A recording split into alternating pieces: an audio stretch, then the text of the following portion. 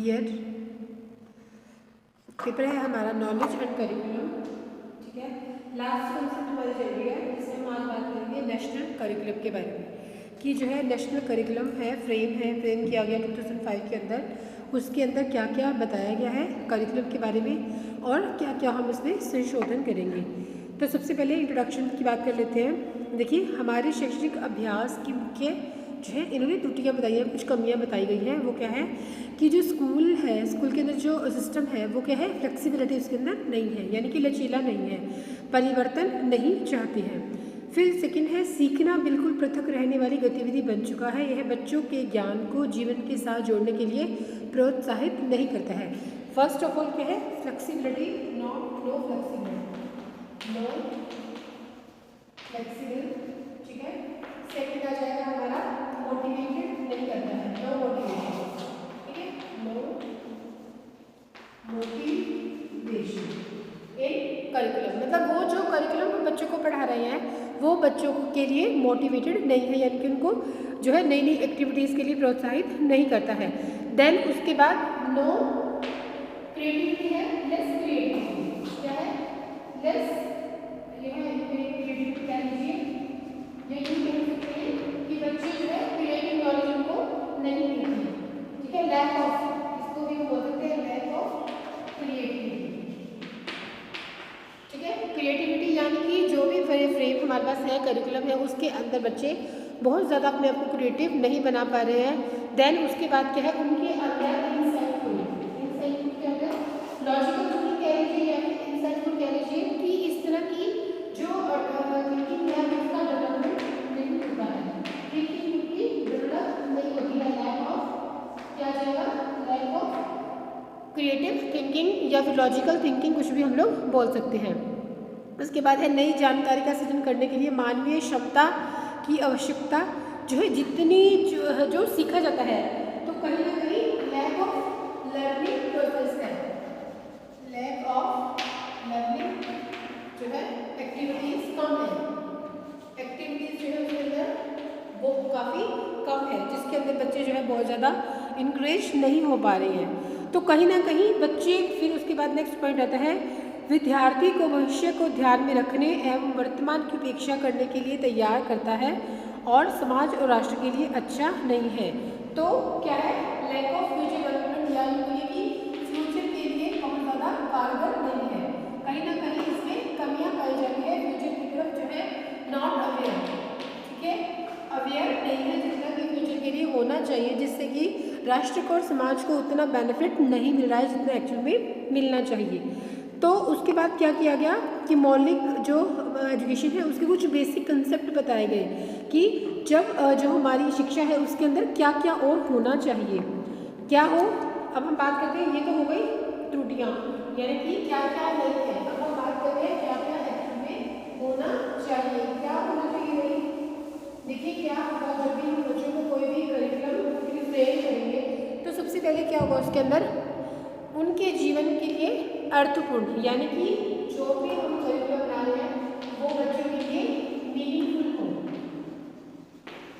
हो, उनकी future development के लिए कारगर हो, उनके फ्यूचर डेवलपमेंट को बढ़ाए कहीं ना कहीं। और साथ में क्या करें, लर्निंग एक्टिविटीज़, लर्निंग जो उनके एम और ऑब्जेक्टिव्स हैं, उनके अंदर एबिलिटीज हैं, जो कैपेबिलिटीज हैं उनकी डेवलपमेंट करें, कैपेबिलिटी को बढ़ाए, उनकी जो फ्यूचर डेवलपमेंट के बारे में सोचे।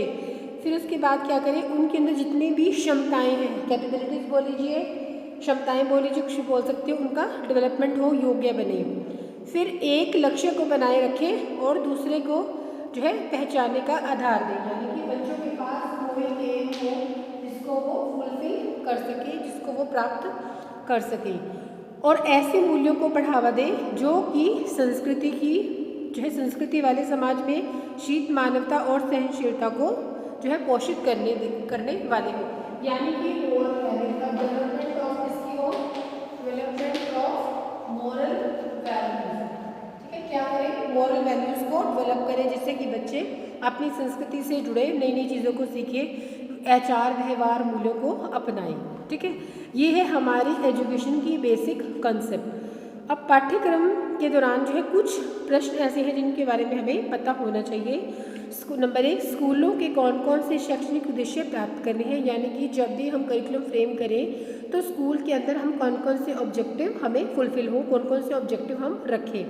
सेकंड, बच्चों को लर्निंग एक्सपीरियंस या शैक्षणिक अनुभव जो है प्रदान किए जाएं और वो भी अर्थपूर्ण ढंग से, यानी कि मीनिंगफुल तरीके से बच्चों को नॉलेज दी जाए। उसके बाद आएगा हमारा शैक्षणिक अनुभवों को किस प्रकार अर्थपूर्ण तरीके से जो है संगठित किया जाए। और फिर आ जाएगा शैक्षणिक उद्देश्यों को सुनिश्चित करना, उनको प्लान करना। पहले क्या करना है, हमने किस चीज़ को डिसाइड करना है, क्या है हमारे एम्स और हमारे ऑब्जेक्टिव क्या होंगे, डिसाइड हो जाएंगे। जब एक ऑब्जेक्टिव डिसाइड हो जाएगा तो उनके लिए क्या करेंगे हम लोग, फ्रेमवर्क बनाएंगे। ठीक है, फ्रेमवर्क बना दिया और उसके लिए क्या होगा, उनको जो भी हमने फ्रेमवर्क बनाया उसको प्लान करेंगे और इम्प्लीमेंट करेंगे।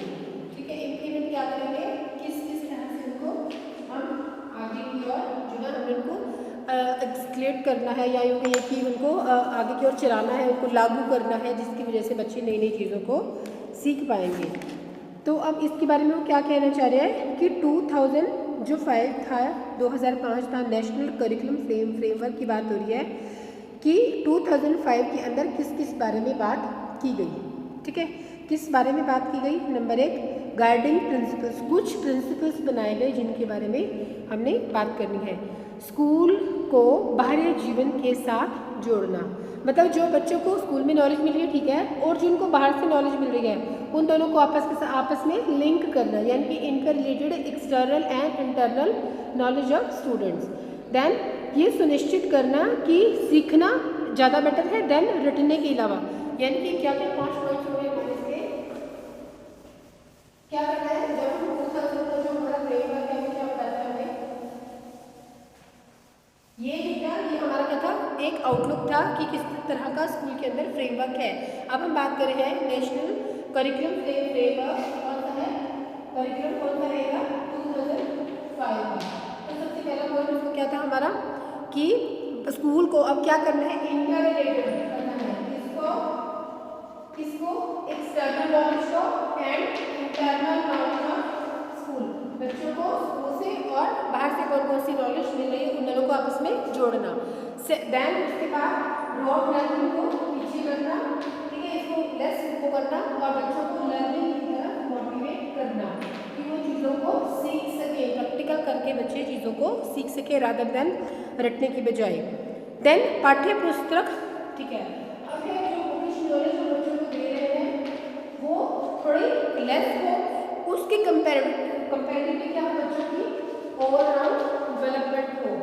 ओवरऑल डेवलपमेंट का क्या मतलब हो गया कि बच्चों का सर्वांगीण विकास हो, हर कंसेप्ट के अंदर उनका फिजिकल डेवलपमेंट हो, स्पिरिचुअल हो, इमोशनल हो, सोशल हो, इंटेलेक्चुअल हो, कैरेक्टर डेवलपमेंट हो। ठीक है, ये सारा डेवलपमेंट मिलकर क्या बनाता है हमारा ऑलराउंड डेवलपमेंट। तो क्या हो कि जो भी हम करिकुलम फ्रेम कर रहे हैं उसके अंदर बच्चों के जो है किसकी बात की जाए, ऑलराउंड डेवलपमेंट की बात की जाए। ठीक है, देन उसके बाद आती है हमारे एग्जामिनेशन। ठीक है, एग्जाम कैसे हो, फ्लेक्सिबिलिटी हो उनके अंदर। ठीक है, फ्लेक्सिबिलिटी हो, ऐसा नहीं हो कि भाई हम बच्चों को फेल कर रहे हैं, बच्चों को जो बड़ा हार्ड से सिलेबस है बच्चों को आता नहीं है, लेकिन हम बहुत ज़्यादा रिजिड ना हो, फ्लेक्सिबल हमारा सिलेबस होना चाहिए। और साथ के साथ जो हमारे क्लासरूम्स हैं वो लाइफ के साथ, मतलब जीवन लाइफ के साथ बच्चे जो है उसके अंदर एक्सपीरियंस करें, लाइफ को एक्सपीरियंस करें, उनके साथ उनको अटैच करें। ठीक है, हमारे जो क्लासरूम है वो क्या हो, एक्टिव हो, ऑल टाइम हमारे क्लासरूम एक्टिव रहे, पैसिव क्लासरूम नहीं हो, दोनों का इंटरेक्शन हो एज वेल एज टीचर का और स्टूडेंट का। तो ये है 2005 का फ्रेमवर्क जिस दौरान हमने इन चीज़ों को इन प्रिंसिपल्स के बिहाव पर, ये है हमारे प्रिंसिपल्स। ठीक है, ये क्या है जी, हमारे प्रिंसिपल ऑफ 2005 का जो हमारा शेड्यूल था करिकुलम का, उसके प्रिंसिपल्स थे। इसके दौरान पर हमने आगे चलना है, आगे की ओर काम करना है। ठीक है जी, तो ये थी हमारी आज की कंसेप्ट जिसके अंदर हमने बात की कि करिकुलम का ढांचा क्या रहेगा, कौन कौन से प्रिंसिपल्स रहेंगे, किस किस तरह से हम उनको फॉलो करेंगे। आगे देखते हैं थोड़ा सा, concern to which our curriculum must respond. अब क्या है, रिस्पॉन्ड क्या किया उन्होंने, सभी बच्चों को स्कूल में दाखिला करना, पहले तो हमने क्या करना है, बच्चों का एडमिशन कराना है और उसके बाद उनको स्कूल के अंदर स्टे करना है, मतलब बच्चों को रखने के लिए उनको रिटेंशन करना है ताकि बच्चे स्कूल में आए, वहाँ बैठे और पढ़ाई करें। उसके बाद जो पाठ्यक्रम का क्षेत्र है वो विस्तृत करने की बजाय उसके अंदर ज्ञान हो, वर्क एक्सपीरियंस बच्चों को हो, नॉलेज हो, वो सब चीज़ों को समझे, मतलब जहाँ वो प्रैक्टिकल नॉलेज ले रहे हैं वहाँ पर वो जो है एक्सपीरियंस भी ले, अनुभवों को भी शामिल करें। और क्या हो, उनको ये जो है पक्का उनको मतलब निश्चित तौर पर उनको ये ज्ञान दिया जाए, ऐसा नहीं है कि टेम्परेरी नॉलेज है कुछ टाइम के बाद वो भूल जाए। फिर है विकेंद्रीयकरण किया जाए पंचायत राज का और इसकी सुरक्षा पर बल दिया जाए। ठीक है जी। नेक्स्ट रहेगा कि बच्चों को इन्वायरमेंट के इम्पॉर्टेंस बताई जाए, उनको इन्वायरमेंटल एजुकेशन बच्चों को प्रोवाइड की जाए। जहाँ पर वो प्रकृति के साथ अपने आप को जोड़ेंगे वहीं पर भी वो सामाजिक वातावरण के साथ भी स्वयं को जोड़ पाएंगे, उनके बीच में बैलेंस बना पाएंगे। तो ये क्या है, ये बच्चों का जो हमने करिकुलम बनाना है उसके अंदर इन चीज़ों की गुणवत्ता का होना बहुत ज़्यादा ज़रूरी है। यहाँ पर उनके एक्सपीरियंस शामिल होंगे, अध्यापकों के एक्सपीरियंस जो है बच्चों के साथ शेयर करें और साथ ही साथ निपुणताओं की आवश्यकता की बहुत ज़्यादा ज़रूरत है। ठीक है जी।